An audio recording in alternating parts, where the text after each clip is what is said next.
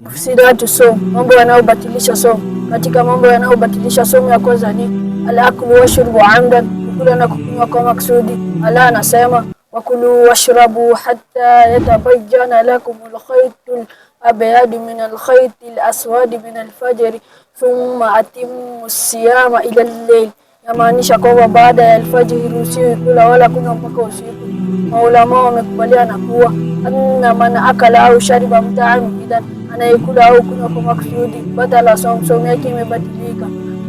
Katika mambo yanayobatilisha somu ya pili ni aljimaa fi nahari Ramadhan, kufanya jimai, yani kulala pamoja na mke mchana wa Ramadhan. Dalili katika hadithi, jaa rajulun ila nabii sallallahu alayhi wasallam, mtu mmoja ni mja Mtume rehma na amani zifikie, faqala, akasema halaktu ya Rasulullah, nimejangamiza Mtume wa Allah. Qala, Mtume akasema wama ahlakaka, nini ndiye imekuangamiza?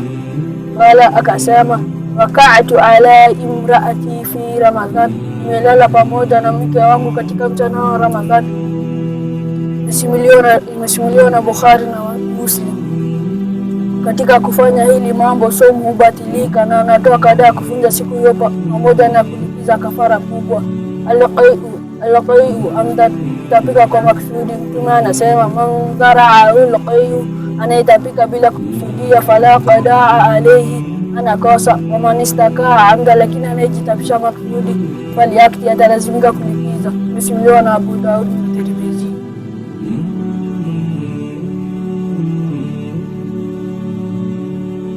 Ar-ridda, kuacha Uislamu. Allah anasema katika Qur'an, la in ashrakta la yahbatanna amaluk, ukienda kufanya shirki katika vitendo vyako vitaharibika. Ridda humaanisha kwamba ni Muislamu kuacha dini yake kwa kauli, vitendo au itikadi. Kwa hivyo kukufuru au kuacha Uislamu ndani ya Ramadhan ni dhambi nzito zaidi.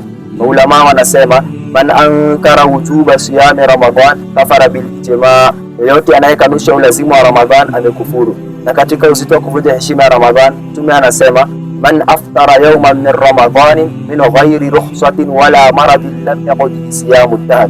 Inaonyesha kuwa uzito wa kuvunja heshima ya Ramadhan ni kuacha Uislamu.